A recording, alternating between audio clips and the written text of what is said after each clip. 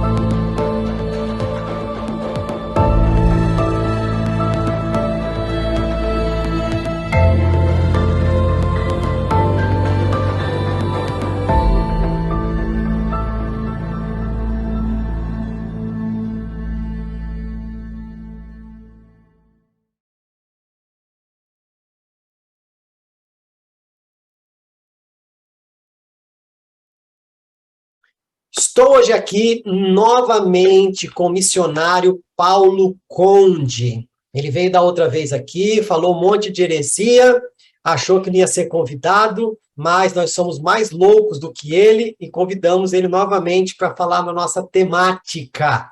Eu não vou ficar gastando tempo aqui falando da bio desse menino, falando sobre ele, por quê? Aqui em cima, ó, tá vendo o meu dedinho tá apontando aqui, ó? Eu vou deixar um card e esse card vai mandar você para a entrevista que ele já fez aqui no canal, aonde ele veio, respondeu as perguntas, a gente brinca aqui que é florescia, brincadeira, ele trouxe aqui as opiniões dele, falou com a gente foi edificado pelas colocações dele. Então, se você estiver curioso para saber quem é esse menino do fone aí, tá parecendo o Tony Stark, que é esse fone de ouvido aí, você vai lá no YouTube e olha a entrevista dele. Porém, hoje ele voltou aqui para tratar um assunto temático com a gente. Então, Paulo, muito obrigado por ter aceito esse desafio. Estamos muito felizes e ansiosos para ouvir suas opiniões aí dessa temática que você vai trazer para a gente. Olha, eu que agradeço, né? Eu estou feliz também por ter recebido esse novo convite, né? Para mim foi uma honra ter recebido o primeiro convite, agora esse segundo convite, né? E hoje eu quero tratar aí de João 14, né? E linkar ali também com o tema específico que a gente tem, né? Sobre os últimos dias, sobre aquilo que a gente tem para esse tempo que a gente está vivendo dos últimos dias, o que traz de relevância para esse tempo que nós estamos vivendo nesses últimos dias, né? Então, feliz aqui de poder estar participando novamente. Muito obrigado. Nós agradecemos, né, por você ter aceito também, porque uma coisa é você convidar de novo, outra coisa é a pessoa aceitar o convite, né? Então você é corajoso de ter voltado aqui para ficar conversando comigo, que é mais retardado que qualquer outro que já passou aqui. Então, meu querido, vou deixar bem claro aqui para as pessoas o seguinte: se você está vindo aqui pela primeira vez e não entende qual que é a visão do canal, o Paulo foi convidado para vir aqui trazer um tema e não para ser julgado se o que ele está falando é certo ou errado, se você concorda ou discorda. Não, ele veio aqui, ele vai ter a mesma liberdade que ele teve da outra vez para expressar as opiniões dele. O que ele compartilhar com você, se nada prestar, joga fora. Se prestar alguma coisa, retenha para você. Mas não precisa vir nos comentários. Nossa, não. Você tem uma opinião diferente? Fala comigo. Vem aqui, dá a sua opinião, talvez um pouquinho da sua verdade, um pouquinho da verdade do Paulo, um pouquinho da verdade de quem veio ontem, de quem veio antes de ontem, quem vai vir amanhã. Talvez a gente consiga chegar num consenso e ser abençoados e edificados como igreja e como corpo. Amém? Então essa é a visão do canal e nós vamos ouvir agora o nosso querido Paulo Conde. Não é fruta do conde, viu, gente? É o Paulo Conde. É um cara que tem nobreza, né? Ele é conde. Então, ele vai trazer aí um pouco dessa nobreza para a gente. Paulo, agora é com você. Se eu tiver alguma dúvida, eu paro, pergunto, e é contigo agora. Nada, essa nobreza vem única e exclusivamente do nosso Pai Celestial, que nos tornou sacerdócio real. Então, essa é a única nobreza que a gente tem. Né? Então, eu queria, assim, um tema que tem me deixado bastante preocupado nesses últimos tempos é a reação da igreja, né, com relação a tudo que nós temos vivido, né, aos sinais dos fins dos tempos, né, e a reação da igreja tem me gerado um pouco de preocupação, porque é algo assim que a igreja talvez ainda não entendeu ou está assimilando o que é o papel dela nesse fim, né, nesse tempo do fim, nesse princípio de dores, né, que a Bíblia fala. E eu quis trazer João 14, para quem conhece o texto de João 14, eu estou até com a Bíblia aberta aqui. É uma palavra que Jesus ele traz um conforto, mas ele também traz um confronto acerca de guardar os mandamentos, né? Aquele que tem os meus mandamentos e os guarda, esse é o que me ama. Então, o que tem me gerado um pouco de preocupação é a reação da igreja. A igreja brasileira, principalmente, ela tem reagido de uma maneira que, na minha visão, é uma maneira talvez displicente com relação ao que está por vir. Então, talvez fruto dessa displicência, talvez por falta de entendimento, ou talvez é um entendimento ali, a gente, como fez a primeira entrevista ali, eu falei das divergências teológicas, e um acredita em uma coisa e outro acredita em outra. E antes de dar essa entrevista aqui de novo, eu fui pedir a Deus uma orientação, porque de verdade mesmo, eu até falo para você aqui, Fabrício, a minha intenção aqui era trazer uma palavra de confronto, eu queria ser bastante perictório aqui, mas o Espírito Santo falou, não, traga uma palavra de conforto, traga uma palavra de alento para a igreja, que vá de encontro com aquilo que está sendo proposto aqui na entrevista, que é linkar o fim dos tempos, o que a gente está vivendo agora, né? E eu queria, antes de mais nada, eu queria ler o texto, né? Leila! Eu queria ler Como diz aqueles caras que falam português rebuscado, né, quando está pregando, leilo, eilo-lhe. usa aquela mesóclise, aquela coisa toda, né? Em vez de falar, eu vou ler o texto para você, ele fala, leilo, eilo-lhe. Exatamente. Assim, eu procuro ser o mais simples possível na minha maneira de me expressar, porque a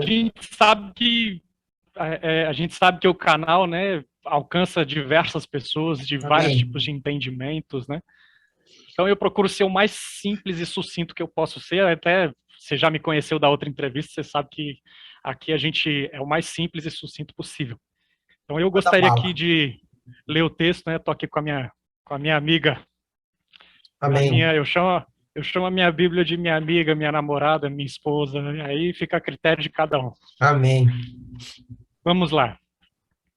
João capítulo 14. Jesus conforta os discípulos. Não se turbe o vosso coração.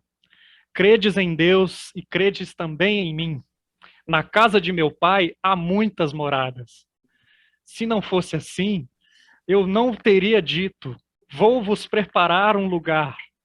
E quando eu for, vos prepararei e voltarei para vocês, e vocês me receberão para mim mesmo, para que onde eu estiver, vocês estejam também. E vós sabeis o caminho para onde eu vou. Disse-lhe Tomé: Senhor, não sabemos para onde vais. Como saber o caminho? Respondendo-lhe Jesus: Eu sou o caminho e a verdade e a vida. Ninguém vem ao Pai a não ser por mim. Se vós me tivesseis conhecido, conheceríeis também o meu Pai. Desde agora o conheceis e tendes o visto. Replicou-lhe Filipe: Senhor, mostra-nos o Pai, e isso nos bastará. Disse-lhe Jesus: Filipe, há tanto tempo estou convosco e não me tens conhecido? Quem me vê a mim, vê o Pai. Como dizes tu, mostra-nos o Pai? E aí eu vou pegar esse gancho aqui também. Não crês que estou no Pai e que o Pai está em mim? As palavras que vos digo, não as digo, porém, de mim mesmo, mas o Pai, que permanece em mim, faz as suas obras. Crede-me que estou no Pai e o Pai em mim. Crede ao menos por causa das mesmas obras. Em verdade vos digo, que aquele que crer em mim fará também as obras que eu faço, e outras maiores fará, porque eu vou para junto do Pai. E tudo quanto pedirdes em meu nome, isto farei, a fim de que o Pai seja glorificado no Filho. Se me pedirdes alguma coisa em meu nome, eu o farei. Se me amais, guardareis os meus mandamentos. E eu rogarei ao Pai, e ele vos dará outro consolador, a fim de que estejais para sempre convosco. O Espírito da verdade, que o mundo não pode receber, porque não o conheceu e não o viu e nem o conhece. Vós o conheceis, porque ele habita convosco e estará em vós. Não vos deixarei órfãos. Eu também vou pegar esse link da orfandade. Não os deixarei órfãos. Voltarei para vós outros. Ainda que por um pouco, e o mundo não me veja mais, vós, porém, me vereis, porque eu vivo, vós também vivereis. Naquele dia, vós conhecereis que eu estou no Pai, e vós em mim, e eu em vós. Aquele que tem os meus mandamentos e os guarda, esse é o que me ama. E aquele que me ama será amado por meu Pai. E eu também o amarei e me manifestarei a ele. Disse-lhe Judas, não o Iscariotes: de onde procede, Senhor, que estás para manifestar-se a nós e não ao mundo? Respondendo Jesus: se alguém me ama, guardará a minha palavra, e meu Pai o amará, e viveremos para ele, e faremos nele morada. Quem não me ama, não guarda as minhas palavras, e a palavra que estais ouvindo não é minha, mas do Pai que me enviou. Isto vos tenho dito, estando ainda convosco, mas o Consolador, o Espírito Santo, a quem o Pai enviará em meu nome, esse vos ensinará todas as coisas e vos fará lembrar de tudo o que vos tenho dito. Deixo-vos a paz, a minha paz vos dou. Não a dou como o mundo a dá. Não se turbe o vosso coração e nem se atemorize.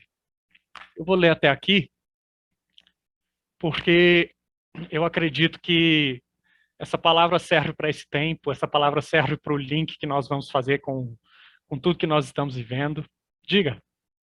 Mas você não parou de ler, porque você está ouvindo na internet aí umas pessoas falando, né, que ler muita Bíblia na hora da pregação cansa o crente, não, né? Não, não. Tem um pessoal aí que está ensinando, tá querendo formatar o pregador de como deve ser o sermão. O sermão tem que ter isso, tem que ter isso e tem que ter isso. E tem que ser nessa ordem, tem que ser desse jeito, e não pode ler muito versículo, que se você ler muito versículo, cansa o crente, sabia? Não, infelizmente, existem também aqueles pregadores, aqueles pastores que estão querendo até atualizar a nossa escritura, né? Falar que a Bíblia precisa ser atualizada. Eu, particularmente, acho que esses, infelizmente, se perderam no caminho. Mas se você acredita, né, se você que está nos ouvindo aqui acredita que que o pregador ler a Bíblia cansa você, Alguma coisa está errada, então né? alguma coisa está errada, não é com o pregador, é com você que está ouvindo. Então, assim, eu acredito que tem uma palavra até do pastor Juliano Som, do Livres, né, o Livres para Adorar. Ele fala o seguinte: as palavras de Jesus, as palavras da Bíblia, elas não são amargas a quem ouve. Elas são amargas, não é? Na verdade, elas se tornam amargas porque o coração da pessoa que está amargo. Então, às vezes, ela não quer ser confrontada por algum tipo de texto, alguma coisa específica e acaba trazendo aquilo para o coração que já está amargurado e acha que aquela palavra vai trazer algum amargor para a vida dela. Eu costumo dizer que a Bíblia não foi escrita para agradar o homem, ela foi escrita para ensinar o homem como agradar a Deus. Exatamente. Por isso que ela foi divinamente inspirada, como disse Timóteo, né? Não, Aquela mas foi carta de escrita por Paulo homem. a Timóteo. Não, mas eu não acredito nela porque ela foi escrita por homem. Não, mas ela foi escrita por homens inspirados por Deus. Mas essa mesma pessoa que fala isso acredita em horóscopo que foi escrito por homem. Acredita no jornal que foi escrito por homem. Acredita no roteiro da Marvel que foi escrita por homem. Acredita num livro, num filme que foi baseado em qualquer visão espírita da vida, mas foi escrita por um homem. Aí nisso ela acredita. Na Bíblia, que confronta ela, não pode, porque foi escrita por homem. Agora, aquilo que me conforta pode ser escrito até pelo cachorro, eu aceito.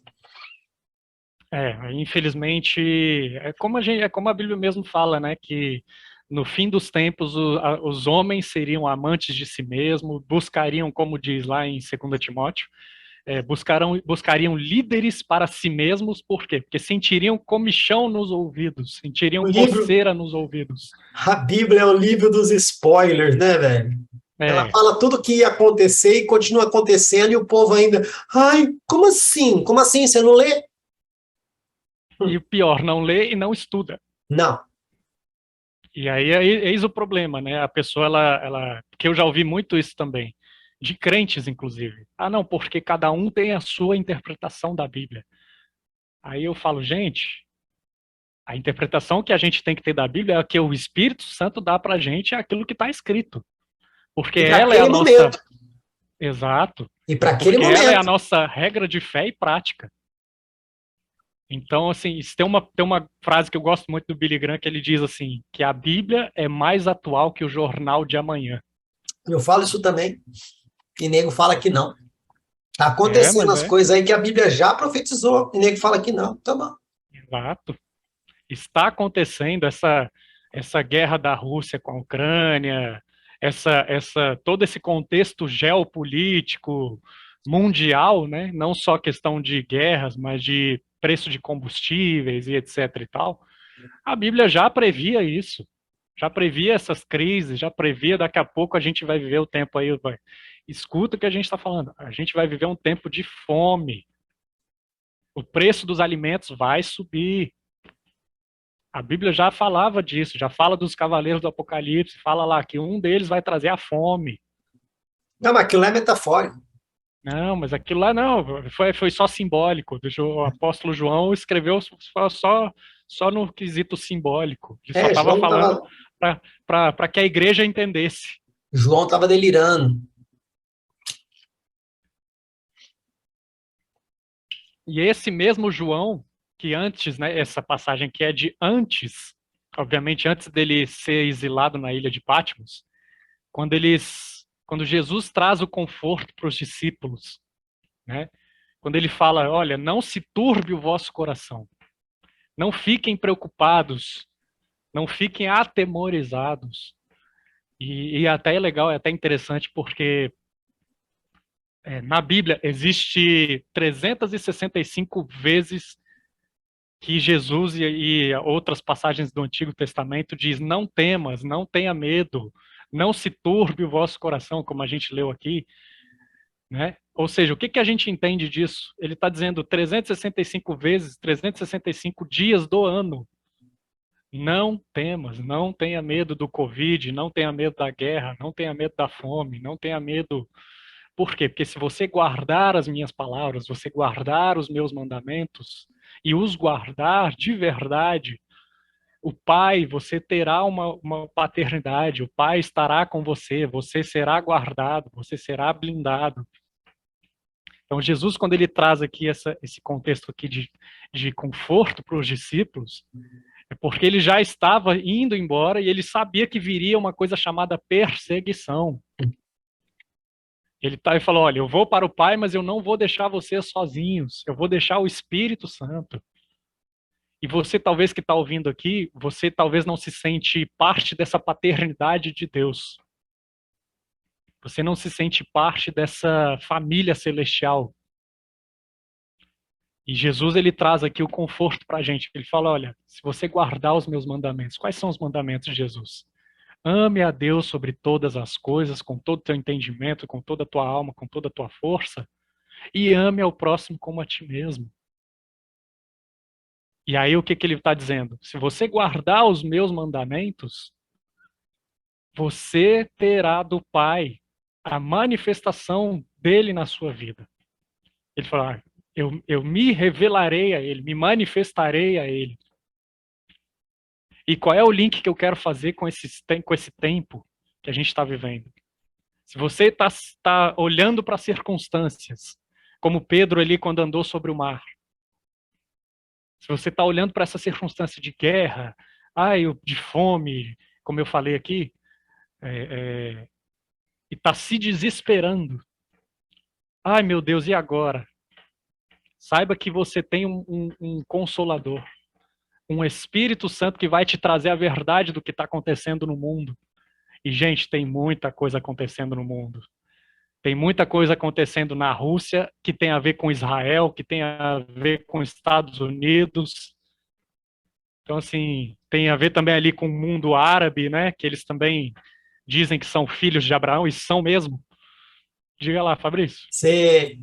Para quem acha que a Rússia está preocupada com a Ucrânia, vai ver um pouco de geografia, de geopolítica, né? E vai ver que a Rússia está mais preocupada em se aproximar das montanhas de Golã, que é a última proteção, né, de Israel ali, para algum tipo de ataque.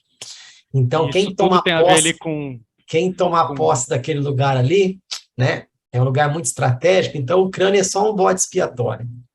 Exatamente. E ali se você ler um pouquinho de Bíblia, sabe que vai saber os nomes Gog e Magog. É exatamente o motivo pelo qual eles estão disputando esse território. Então, como você falou, a Rússia não está nem aí para a Ucrânia. Ela está só usando a Ucrânia para fazer todo o processo que eu chamo de processo profético bíblico, para que aconteça o que está lá em Apocalipse. E outra coisa, né, que talvez o pessoal também não entenda.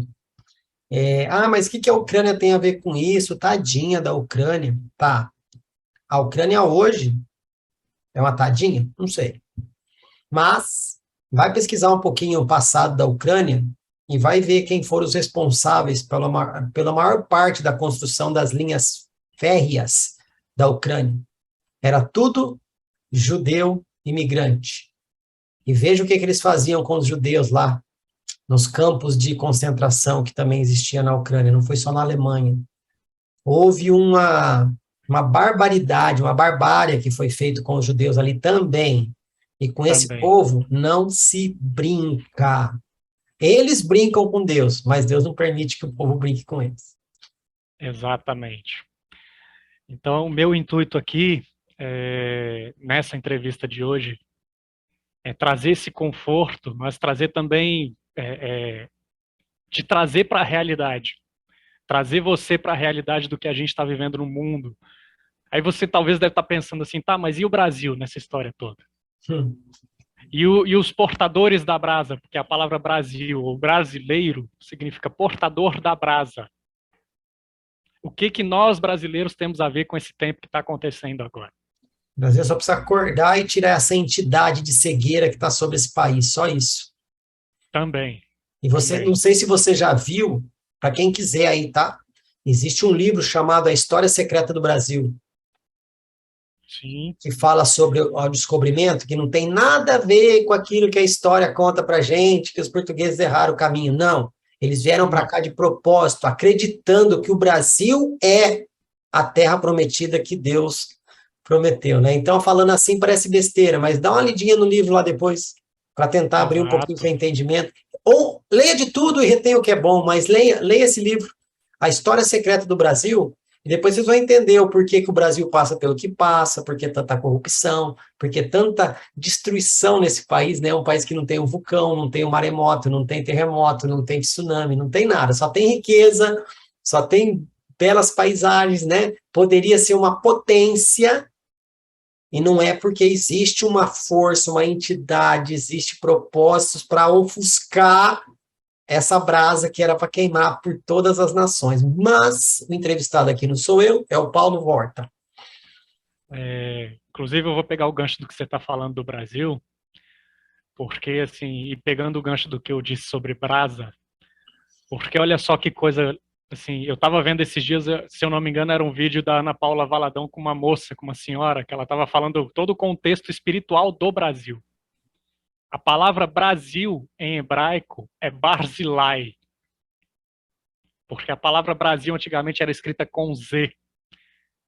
Então a palavra Barzilai, né, tem a ver com um cara que era sacerdote, que era amigo de Davi. O Davi mesmo, aquele que matou Golias. Sim. Ele era amigo de Davi. Ou seja, o Brasil sempre foi amigo de Israel. Porque quando os portugueses, sem querer, chegaram no Brasil, eles chamaram o Brasil de Ilha de Santa Cruz.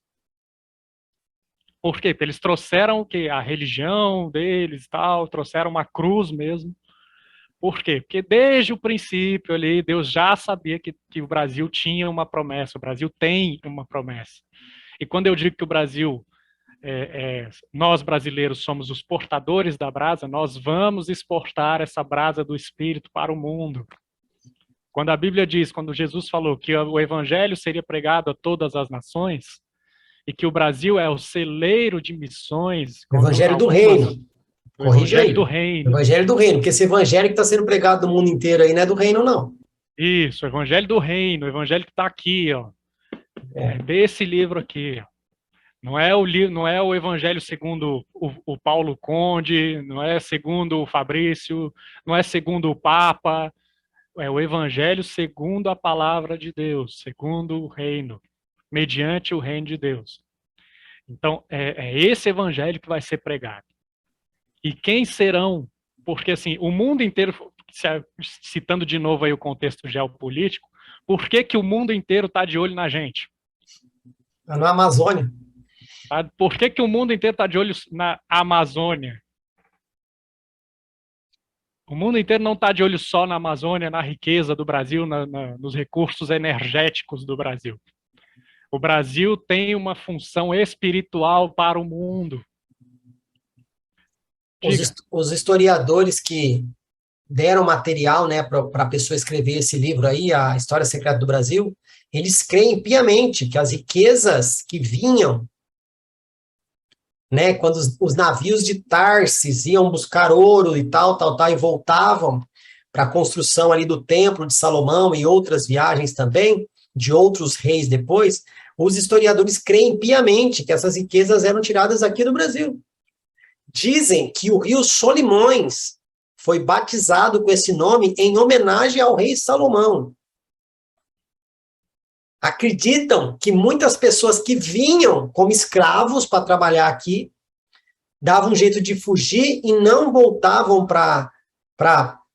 de volta para Israel nas suas navegações aí, nas suas embarcações, e ficavam por aqui. E muitos acreditam que os índios que se encontraram aqui depois nada mais eram do que descendentes de escravos de Salomão. Então, assim, é muita coisa para se ler nesse livro, é muita coisa para ponderar, é muita doideira, mas é legal, cara, é legal ler. Não, as pessoas elas acreditam nos falsos livros didáticos de história que são dados para os alunos, né? A gente que já passou dessa fase, a gente pegou esses livros, né? A molecada de hoje em dia, né? Pega também esse contexto errado da história do Brasil, né? E tem muita coisa por trás de ruim também, né? Tem muita coisa ali. O Brasil, por exemplo, para quem não sabe, a independência do Brasil foi proclamada por um maçom. Então, assim, aí o pessoal não sabe, vai achar que isso é teoria da conspiração. Hoje em dia está na moda agora falar que é teoria da conspiração, né? Só que tem muita teoria da conspiração que virou prática da conspiração, né? Exato. Era teoria, agora é prática, né? Exatamente. É por isso que eu estou fazendo esse link hoje, Jesus confortando os discípulos. Por quê? Porque muita coisa que a gente achava que as pessoas que não pesquisam, que não leem, que não buscam, acham que é teoria da conspiração e tal, está gerando uma certa preocupação. Por quê? Porque essas teorias da conspiração estão se tornando prática. Porque esse livro aqui não mente. Tudo que esse livro aqui diz que vai acontecer, vai acontecer. A gente queira ou não. Então aí quando a gente cita aqui nova ordem mundial, não sei o que e tal, eu não vou nem falar muito disso porque o YouTube pode até censurar aqui, né? Então, quando a gente cita essas coisas, as pessoas, não, isso aí é teoria, isso aí não existe, isso aí é coisa de louco. Gente, tudo está escrito aqui, tudo. Então, quando eu me propus, né, quando o Fabrício me fez aí o convite para estar dando essa segunda entrevista, eu viria de verdade, eu viria ser um pouco enérgico, né? Ia falar, gente, acorda! Mas Deus me deu aquele, né? Falou, não, calma. Tem gente que precisa ser consolada, tem gente que precisa conhecer o Pai. Tem gente que está perguntando para Jesus, Jesus, mostra-me o Pai. Eu estou me sentindo órfão. Eu não me sinto família de Deus. Eu estou me sentindo nesse contexto do geral, geopolítico, mundial e brasileiro. Estou me sentindo perdido, eu não sei o que fazer, não sei como agir. Então, essa entrevista aqui é para você que quer esse consolo, você que está perguntando para Jesus, para Deus, né? Mostra-me, se revela para mim.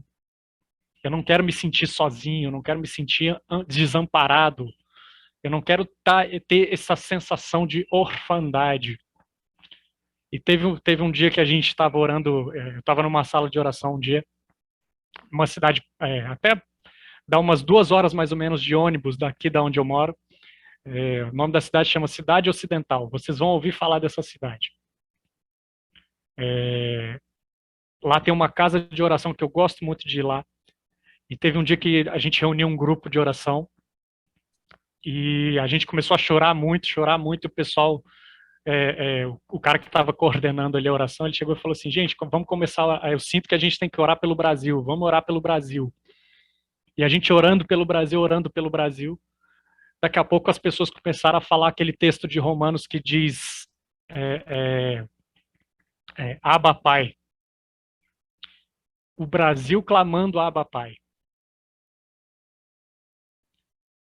Aquele texto que diz que a criação almeja a manifestação dos filhos de Deus. Então, quando a gente começou a entender que a nação brasileira estava órfã, E a nação brasileira estava clamando, Abba, Pai. E se você é essa pessoa que está clamando, Abba, Pai, que quero conhecer o Pai. E Jesus mesmo, ele adverte, né, nessa mesma passagem, ele fala, olha, quando Filipe fala para Jesus, né, mostra-nos o Pai.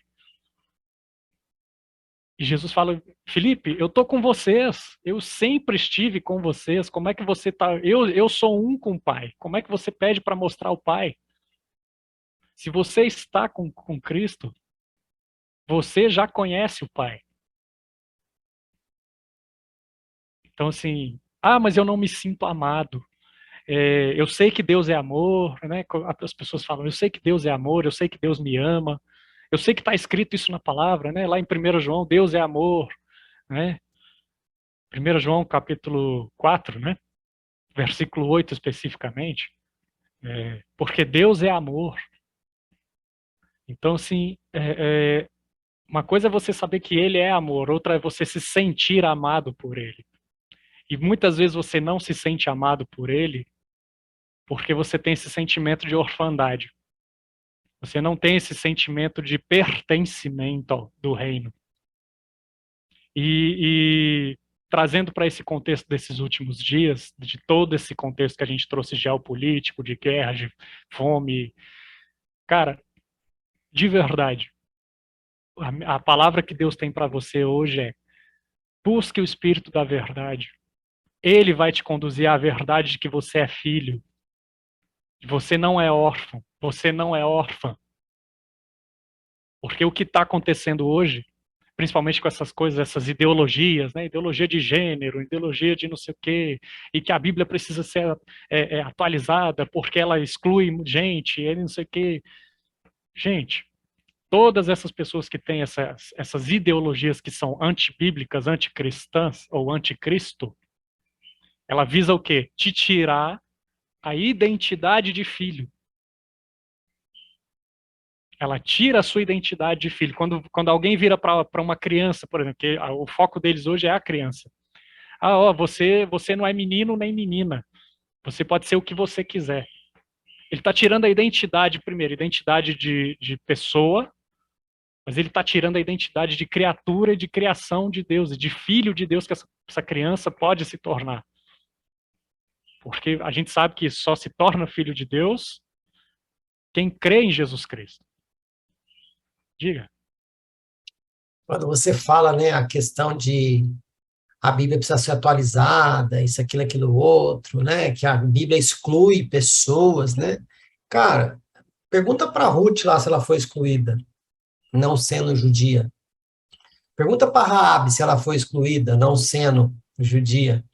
Pergunta para todos os outros povos que se achegaram à promessa sem ser, né, hebreu, sem ser judeu. E outra coisa, a gente vê as pessoas maltratando, xingando, falando um monte de coisa da Bíblia. Por quê? Porque a Bíblia, além de confrontar a pessoa que lê, ela instrui a pessoa que lê a tratar com amor essa pessoa que ofende. Sim. Então é fácil atacar a Bíblia. Teve um evento aí que teve um pessoal chutando a Bíblia, rasgando páginas da Bíblia, jogaram a Bíblia numa privada, e urinaram, e deram uma risada. Cara, eu só queria fazer dar uma orientação. O Alcorão, ele é tão homofóbico quanto a Bíblia que as pessoas falam que é homofóbica. Chuta o Alcorão, rasga o Alcorão, joga o Alcorão na privada. Por que não fazem isso? Porque no Alcorão não existe a graça de dar o outro lado do rosto. Lá é olho por olho, dente por dente ainda. Lá vocês não vão mexer. Mas é nosso direito de expressão, ok? Mas quando o direito de expressão é contra aquilo que você crê, não é mais direito de expressão. Aí é intolerância. Quem está sendo intolerante? Quem está sendo intolerante? Mas vocês não são corajosos e tudo mais? Chuta o Alcorão, rasga o Alcorão, fale mal do Alcorão. Nós tivemos uma situação de um cartunista que brincou, né? Fez um desenho lá de um movimento, né? Totalmente radical. O que aconteceu com ele? um francês, que eu não vou falar o nome aqui, ele fez um desenho lá, uma charge. Era o direito de expressão dele. Só que eles mexeram com uma fé que é totalmente radical. Os caras defendem com unhas, dentes, armas e facas e bombas. O que aconteceu com ele? Então, querido, se você tem a coragem mesmo de se expressar com essa raiva que você tem, com aquilo que te confronta, chuta o Corão, né? Aí depois a gente vai ver as consequências que vai ter no próximo evento. Infelizmente, confunde-se muito, né, liberdade de expressão, né, Não, mas é liberdade de expressão quando me agrada. Quando me confronta, não é liberdade de expressão do outro lado, é intolerância. Aí vira intolerância, Nossa, vira ataque. Muito, sabe, é muita hipocrisia no meu modo de pensar, é muita hipocrisia, sabe? Quer ter sua liberdade de expressão? Respeite as outras liberdades de expressão. Exato. Entendeu? É assim, cara. Mas eu acredito que quando se trata de verdades bíblicas, princípios bíblicos, princípio a gente não quebra. A gente Não respeita. tem como. Por quê? Porque Deus não duela com o próprio caráter dele. Não. Princípio, você Deus tem não duas quebra os seus escolhas. próprios princípios. Princípio tem duas escolhas. Ou você segue, ou você rejeita. Mas mudar, você não vai mudar. Não tem como mudar. Você pode dizer que discorda, você pode dizer o que você É o quiser. seu direito. É o seu direito. Agora, Deus não vai mudar a opinião dele, o princípio dele, quem ele é, por causa da sua discordância. Ah, não, tem Não gente vai. que acha que Deus vai falar assim: ó, querido, desculpa, eu escrevi errado. Ó, Jesus, edita aí o texto. Nós erramos. Tá vendo que aquela pessoa tá tão triste com a gente? Ah, não, apaga o Apocalipse. Ah, e a gente se enganou. Aqui, ó. E aí eu me lembro daquela passagem de João 6, ali a partir do versículo 60, que Jesus ele fala ali antes, né? Ele fala: eu sou o pão vivo que desceu do céu. Quem não comer da minha carne, não beber do meu sangue, né? E ele traz todo aquele contexto, né? De ter unidade com ele, né? E aí o que os discípulos, né? O que os discípulos fizeram? E naquele contexto, Jesus estava com mais de 12 discípulos, né? Tava com um monte. Aqueles que estavam ali sempre próximos dele, tá? Se eu não me engano, eram mais de 150 discípulos, ou até mais. E aí um deles vira e fala assim: dura é essa palavra. Como quem diz assim: peraí, Jesus, você está pegando pesado aí, vamos com calma. E Jesus olha para eles e fala assim, tipo assim, e aí, vocês querem que eu diga o quê? Não, Jesus tá vendo o povo indo embora, ele fala, e vocês Então, aí, vocês vão também? e aí ele se volta para os 12 que são É, mais chegados dele, sim, e aí, vocês não vocês vão vão embora também? também, não? Por quê? Eu Porque, até brinco, eu porque até brinco. Eu até brinco. É como Jesus estivesse falando assim, ó, se for, vai logo, que eu já preciso subir no monte para escolher outros 12, porque vocês não servem, não. Vocês acham que eu vou ficar Exato. aqui mudando meu discurso? Ai, Deus, vamos mudar. Ô, gente, volta, por favor. Não é pecado. Não, peraí, Não, não é pecado, não. Não eu me existe expressei pecado. mal. Não é pecado, Eu, querido. É errar o alvo, é, tá bom? É errar o alvo. é, Não é pecado, não. Tá bom? Então volta aqui na igreja. Vamos conversar direito. Jesus já falou, é, queridão, esse povo já foi, já entendi o que eles queriam, já falei o que eles queriam, eles não gostaram, eles estavam atrás de mim por causa da comida e não por causa do que eu tô pregando. E vocês? O que vocês querem? Porque se for igual eles, já vaza logo, que eu já vou atrás de outros. Que eu tenho mal o que fazer. Tá? Eu quero compartilhar com vocês a missão que eu tenho. Agora, se vocês não querem participar, minha missão não vai acabar por causa de vocês. Ele não dependeu de ninguém para ir para a cruz. Na verdade, dependeu de um, né? Mas ali já era propósito específico. Não, mas independente, ele ia ser crucificado do mesmo jeito.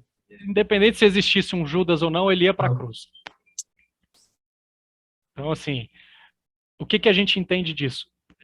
Deus Pai, Deus Filho, Deus Espírito, que é um só, não vai mudar o conceito, o princípio dele por sua causa, por minha causa, porque eu acho que ele está errado.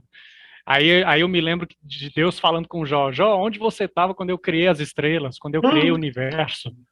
Onde é que quem foi que me deu conselho para fazer isso?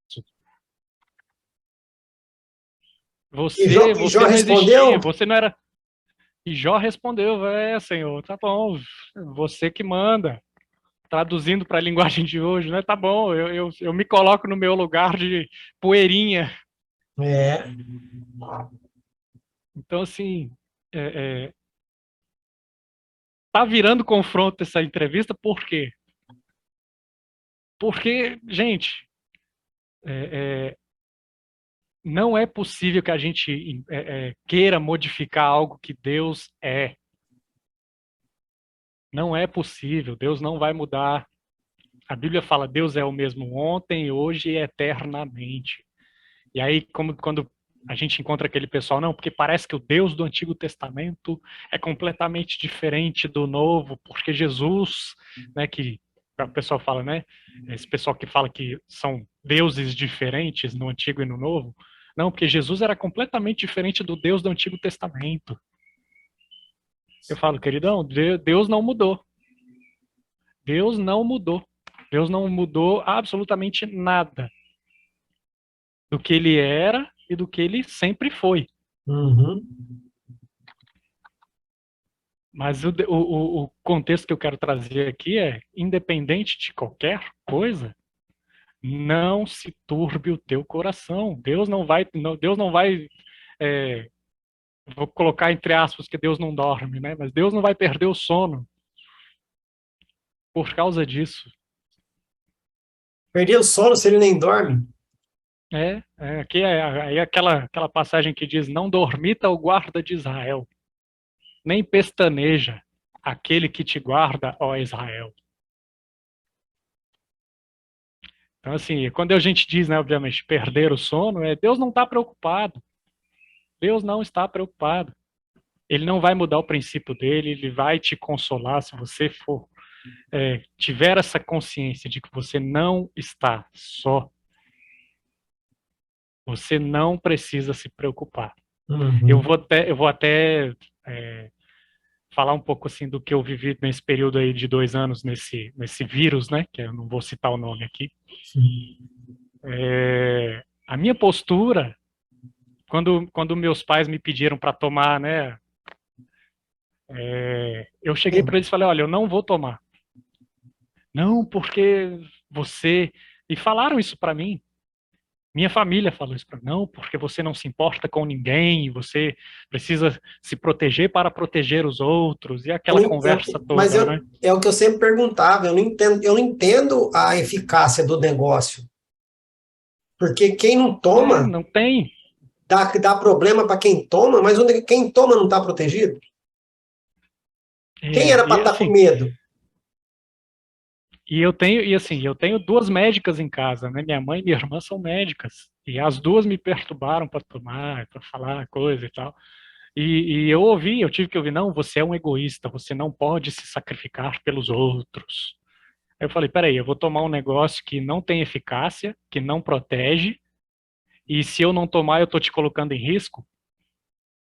Aí eu cheguei para eles e falei o seguinte: a minha postura vai ser a seguinte: eu não vou me curvar a ele, mas eu também não vou subestimá-lo. Por quê? Porque ele vitimou muita gente, isso é fato. Mas eu vou tomar a mesma postura que Sadraque, Mesaque e Abednego tiveram. Eles não subestimaram Nabucodonosor, mas eles não se curvaram diante dele. Se quiser me jogar na fornalha ardente, me jogue. Porque eu sei quem me guarda. Sim. Ponto. Ah, não, mas é uma questão. Aí tem gente que fala: não, mas é uma questão de prudência, uma questão de saúde pública, não sei o quê. Se é de saúde pública, por que não conta a verdade para o povo? Exato. Não, tem muita coisa por trás que as pessoas escondem. Ninguém fala que um monte de gente que morreu aí foi por causa dos procedimentos que se receberam nas UTIs e não por causa do próprio bicho. Exato. Ninguém vem falar agora que certas doenças que começaram a aparecer no mundo, ninguém vai falar que é sequela, vai falar que é uma nova. E ainda coloca o Exato. nome de uma nova que já está há 50 anos matando um continente e ninguém nunca se preocupou. Aí vem falar que agora é pandemia? Se era pandemia, Emergência. em 50 anos, se o negócio transmite tão brabo assim, em 50 anos, ficou só lá naquele continente? É. Abrir as portas. Virou- A verdade, na verdade é que o bicho agora pegou o passaporte, agora ele pode viajar. É, Não tinha deve ter sido passaporte. isso. É. Deve ter sido isso. E aqueles que tomaram, né? Não, eles estão super protegidos. Eles estão, ó. Não existe efeito adverso nenhum. Não. Você pode confiar. Então, assim, a minha postura foi: não tema, seja forte e corajoso. Não se curve a esse sistema. Por quê? Porque isso é o que a gente chama de linguagem preditiva. Por isso que eu estou trazendo essa mensagem de consolo de Jesus aos discípulos. Se você que está ouvindo a gente aqui, você é um discípulo de Jesus, eu estou trazendo para você aqui João capítulo 14. Leia lá de novo o capítulo. Não se turbe o seu coração por causa do Covid. Não se turbe o vosso coração por causa da outra doença aí que estão Da dizendo. economia, por causa da Da política, economia. por causa da Não se perseguição. turbe. Se você conhece, é por isso que a Bíblia fala, se você tem os mandamentos e os guarda, você terá a manifestação de Deus na sua vida. Ô Paulo, agora que você falou, eu estava esperando esse link, e agora eu preciso falar um pouquinho, se você me permitir. Fica à vontade. Tem um livro que eu li, e eu até recomendo para quem está nos ouvindo, ele chama O Caminho para a Presença de Deus, do John e Lisa Bevere. E esse livro fala única e exclusivamente de João 14, 21. Por quê? Eu vou até, se você puder, se você deixar, eu vou até ler esse versículo aqui pra gente. Pode ler aí. João 14, 21. É. É o que eu já estava citando, né? Sim, Aquele sim. que tem os meus mandamentos e os guarda, esse é o que me ama. E aquele que me ama será amado por meu Pai. E eu também o amarei e me manifestarei a ele. Beleza, ponto. Só que, no versículo 22 e 23, que eu vou voltar daqui a pouco, Jesus está dando um contraponto disso. Por quê? Esse rapaz que escreve o livro, ele disse que ele foi doutrinado, ensinado e carregou na vida dele que ele tinha que cumprir os mandamentos para provar a Deus que ele o amava. Ele fala no livro que ele andava na rua de cabeça baixa, com medo de desviar os olhos para o corpo de uma mulher. Porque na cabeça dele, se ele fizesse isso, ele estaria provando para Deus que ele não o amava. E isso virou um fardo na vida dele. Virou uma lástima, virou religiosidade, virou ritual, virou um peso. E o que eu estou dizendo aqui é para a igreja, ok? Igreja como um todo, não é placa, é igreja como um todo. E ele viveu muito tempo dessa forma, o Paulo. Até que um dia, ele estava tão triste com isso, que Deus falou para ele assim, querido, lê o versículo de novo. Ele lia. Aí Deus falou, o que você entendeu? Eu entendi que eu tenho que cumprir os mandamentos e provar que eu te amo. Deus, lê de novo. O livro fala que acho que Deus falou para ele umas 20 vezes, lê de novo, você não entendeu. Meu Deus. Lê de novo, você não entendeu. Lê de novo, você não entendeu.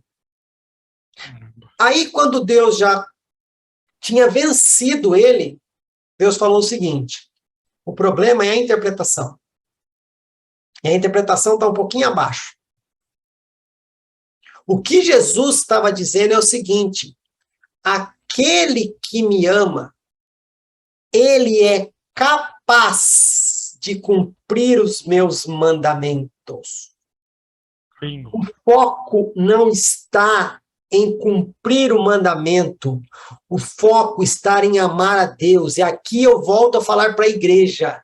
Igreja, até hoje, você está tentando, de forma religiosa, cumprir protocolos, cumprir metas, obrigações, imposições, para querer falar que você é santa, poderosa e presença de Deus na sua vida.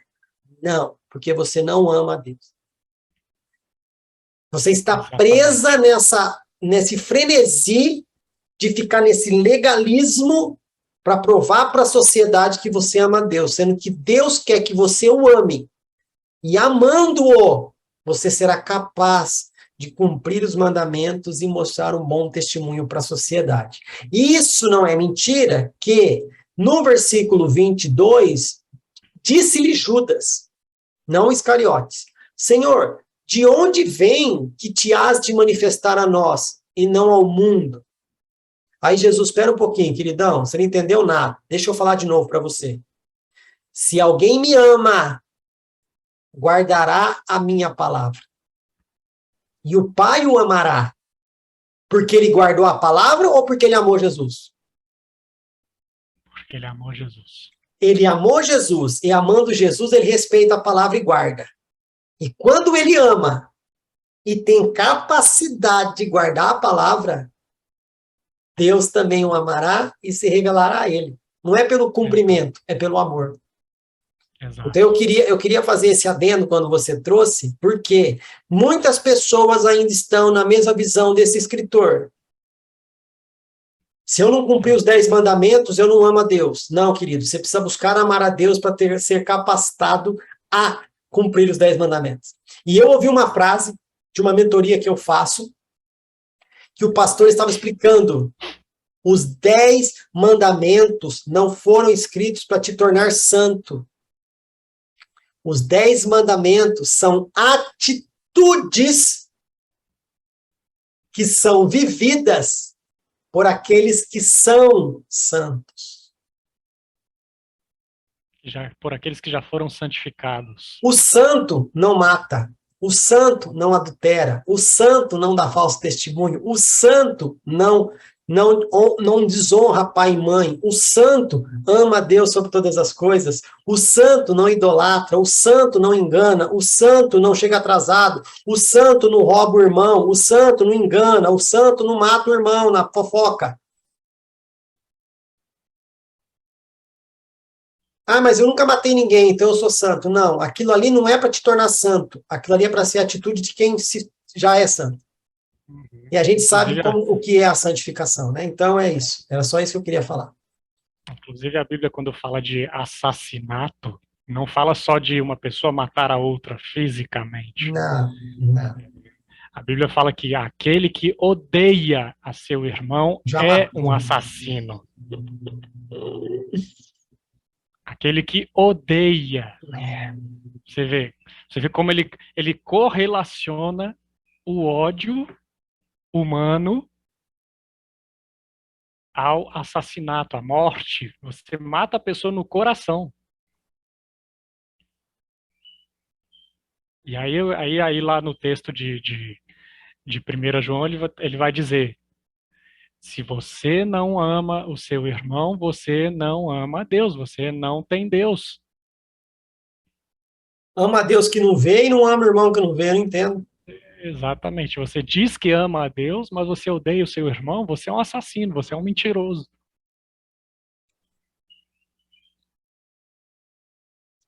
Então, todo esse contexto que a gente está trazendo aqui, e aí eu quero trazer ali, ó, tá vendo ali atrás? Tá vendo ali onde eu tô apontando?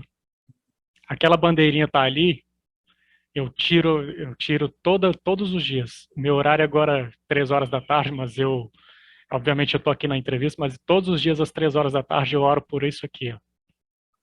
Amém. Eu vou liberar você já para você fazer a sua oração aí. Eu não tô encerrando aqui não, muito pelo contrário. O que eu tô querendo dizer é o seguinte: igreja brasileira, volte a amar a Deus, volte a orar pelo seu país, porque o Brasil tem um propósito estratégico para esse tempo que nós estamos vivendo agora. Uhum. E eu não estou falando de político A, B ou C, não tem a ver com política. Tem a ver com a libertação da nação. Tem a ver com a libertação da nação. Por isso que nós temos, aí eu vou pegar o gancho que o Fabrício falou aqui, Nós temos que amar a Deus para sermos capazes de cumprir os mandamentos. E o Brasil só será uma nação santa a partir do momento que ela amar a Deus em primeiro lugar. É difícil? Claro que é difícil. Nem o próprio Jesus falou que seria fácil. No mundo tereis aflições. Mas tenha um bom ânimo. Eu venci o mundo.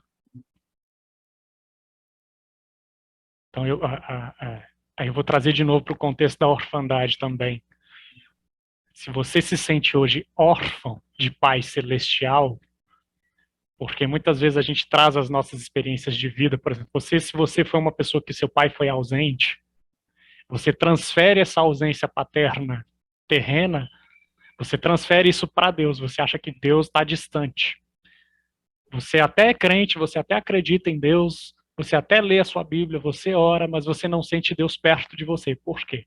Porque você transfere a ausência paterna terrena para a paternidade de Deus. Então eu convoco você hoje, e convido também, convido e convoco, você hoje a pedir o Espírito Santo. Espírito Santo, revela-me o amor do Pai. Me conduza a essa verdade que Jesus diz no capítulo 14 de João. Que ele está dizendo, o Espírito da verdade irá nos conduzir a toda a verdade. Toda, a palavra toda, tanto no grego como no hebraico, significa toda mesmo. Diga. Engraçado, né? As pessoas, por causa de... É uma coisa que eu ouvi na última entrevista que eu fiz aqui, a temática que eu fiz antes de você, é que as pessoas fazem um link entre o mensageiro e a mensagem.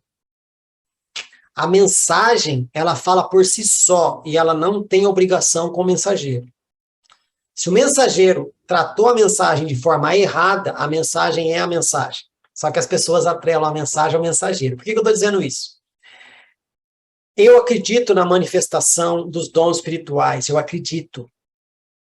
Mas teve muitas pessoas que brincaram com isso e outras pessoas atrelaram o mensageiro com a mensagem. Porém, a mensagem da manifestação, ela está atrelada a uma mensagem muito mais ampla da capacidade daquilo que o Espírito Santo tem para a igreja.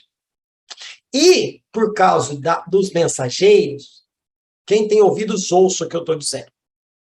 Por causa dos mensageiros, colocaram de fora a mensagem. E você acabou de falar, uma das funções do Espírito Santo na igreja é nos ensinar a verdade. É nos dar discernimento espiritual sobre as coisas que devemos entender. É convencer o homem do pecado, da justiça e do juízo. Então, é muito mais do que só arrepio, do que só o dom, e só aquilo que você acha que é tudo que ele tem. E a igreja, por ter deixado a mensagem de lado, por causa de alguns mensageiros, está onde está hoje. Tem uma frase, acho que do John Maxwell, que ele diz assim, numa pregação expositiva bíblica, o mensageiro nunca será mais importante do que a mensagem. Jamais. Mas hoje não é isso que acontece, né? Hoje em Quem dia, vai pregar não, hoje? fulano, Quem vai pregar hoje? Fulano de tal. Uau! Quem vai pregar hoje? O Espírito Santo. Na boca de quem? Não interessa. Não interessa. Se ele quiser, ele usa mula. Tá? É isso que você tem que entender. Quem que vai pregar a mensagem hoje? O Espírito Santo. Através de quem? Não sei. Eu lembro até uma vez que a gente estava no culto e o pastor pregou pregou uma mensagem maravilhosa, todo mundo ficou impactado, assim, né? E aí teve um cara que a gente conhecia lá na igreja, ele chegou pro pastor e falou assim, pastor, eu não vou nem te dar os parabéns porque não foi você que pregou. Amém. Aí o pastor talvez fique chateado ainda, né? E ficou. Então não era ele que estava pregando, então era ele que estava pregando, então. Não, mas assim... Não entendeu nada. Sim, ele ficou porque é o seguinte, o contexto em si foi um pouquinho diferente, mas assim, A mensagem que ele trouxe foi realmente muito impactante. Foi Sim, realmente muito forte. sim.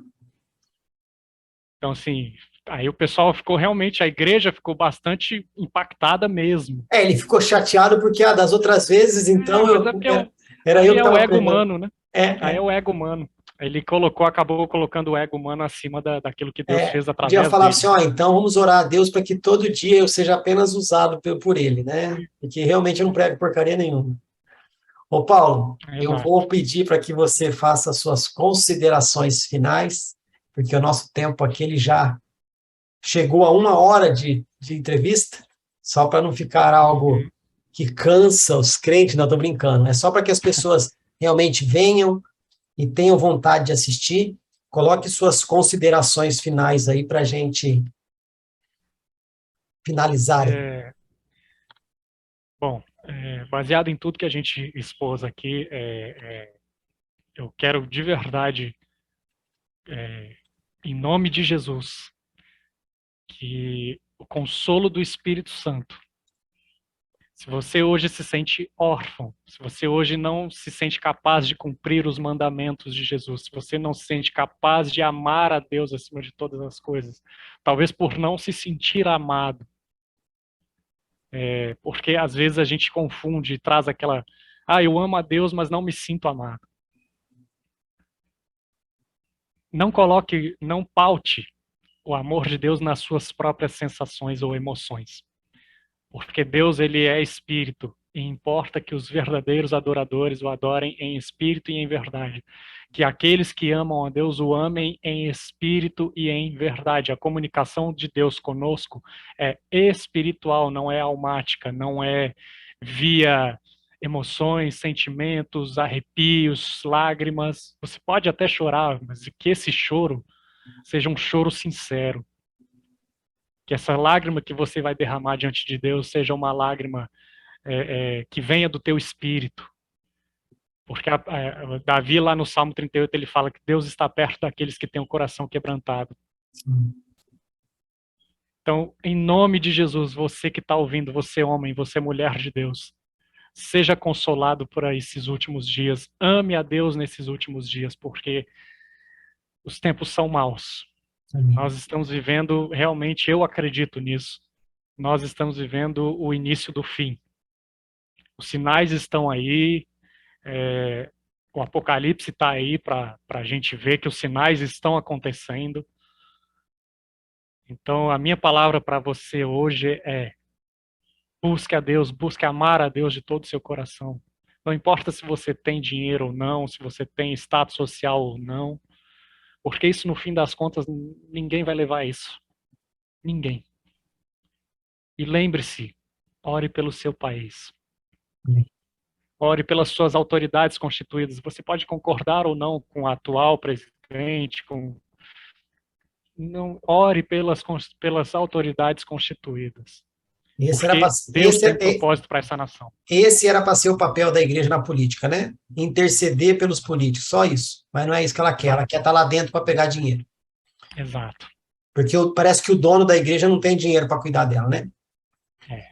Não é o dono do ouro e da prata, né? Não, é porque a igreja vive por necessidade, não por propósito. Ou porque não é dele, né? Mas eu não concordo com X, Y, Z de coisas que o fulano fala, que o fulano que está no poder fala, que o deputado X... Ore para Deus mudar a fala dele. Né? Interceda para Deus mudar o coração dele. Eu até poderia... Eu tenho 2 bandeiras aqui, essa menorzinha que está ali na porta e outra maior que está ali na janela. Inclusive a que está ali é do tamanho de um lençol, só para você ter ideia. E eu ponho ela em cima da minha cama, eu ajoelho, choro em cima dela, eu falo: Senhor, sara essa nação. Amém. Coloque pessoas tementes ao Senhor, que vão amar ao Senhor acima de todas as coisas, independente de ideologia, independente do que defende ou deixa de defender.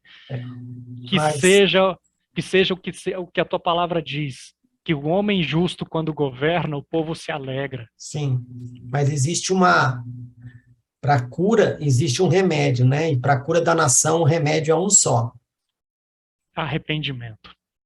Se o meu povo, que se chama, não é o meu povo que é do meu nome, o meu povo que se chama pelo meu nome, se humilhar e orar, né? Se arrepender dos seus maus caminhos, então eu ouvirei do céu, virei até vós e sararei a sua terra. Ou seja, é a presença de Deus que cura, mas para que a presença dele venha, tem que tirar fora o pecado. Cara, mas eu quero te agradecer, caso você tenha finalizado, eu não tenha te cortado, e realmente pegar esse link para todo mundo que está assistindo aí no YouTube ou ouvindo no Spotify, que a gente possa virar essa chavinha, porque Deus não se importa com aquilo que nós fazemos, Ele não se importa com a nossa performance, Ele se importa com aquilo que somos. E se nós somos pessoas que o amam, Ele não vai se preocupar com aquilo que nós vamos fazer, porque quem ama, respeita aquela pessoa que é o alvo do nosso amor. E se algo não agrada o alvo do nosso amor, através do amor, a gente vai parar de fazer isso que não agrada o alvo do nosso amor. Agora, se a gente não ama, a gente não vai se importar com aquilo que o machuca. Paulo é casado, eu sou casado, e eu sei muito bem o que fere a minha esposa. Não, eu não sou casado, eu não sou casado. Você não é casado, Paulo? Não sou. Então me perdoe. Eu achei que o Paulo fosse casado, mas o Paulo não é casado, então foi só uma profecia. Mas eu sei o que agrada e o que desagrada a minha esposa. Então, por amor e respeito a ela, ou eu vigio o que está acontecendo de fora para protegê-la, ou não permito que aconteça em mim para magoá-la. E isso é o relacionamento que a gente tem com Deus. Então, igreja, pare de querer cumprir mandamentos sem antes amar a Deus. Porque sem amar a Deus, isso é religião, é fardo, é legalidade, é legalismo. Agora, se você estiver amando a Deus, todas estas coisas serão muito leves de ser carregadas. Então, que fique isso, que a palavra de João 14, no dia de hoje, ela venha e traga esse link, porque nesses últimos dias, aquela igreja que não tiver a presença do alvo do seu amor, não vai resistir. Então, Paulo, eu quero... Só uma última frase que eu queria falar. Pode falar, pessoa não casada, pode falar. A Bíblia diz, o apóstolo Paulo ele diz, não entristeçais o Espírito Santo de Deus. A sua religiosidade, e às vezes até a nossa, porque às vezes nós também somos religiosos, sim. entristece muito o Espírito Santo. Sim. Então, ame, não apenas de palavras, mas de verdade. Que o Espírito Santo de Deus te conduza ao verdadeiro amor, ao amor em espírito e em verdade. E ore pela sua nação. Amém. Amém. Paulo, muito obrigado por você ter voltado. Muito obrigado por ter compartilhado isso com a gente. E eu espero, em nome de Jesus, que tocar um coração já foi o suficiente aqui para o propósito do canal. Então, meu querido, mais uma vez, em nome do canal, eu peço que Deus continue te abençoando, que você continue derramando essa ânsia que você tem por justiça, não no sentido de matar alguém, não, mas no sentido da justiça de Deus para a nossa nação, atos de justiça para a nossa nação, e que você consiga discipular pessoas e influenciar pessoas para que elas tenham essa mesma chama queimando dentro do coração dela, seja no seu âmbito familiar, de amigos ou fora, pela internet, não importa, mas que você leve essa mensagem para frente e continue. Então, que Deus te dê força, te dê graça, sabedoria, para que você continue cumprindo o seu propósito aí, tá bom? Amém. Muito obrigado, meu querido, e Deus abençoe, e a gente vai ficando por aqui. Tchau, tchau, Paulo. Amém, obrigado. Deus abençoe, Fabrício.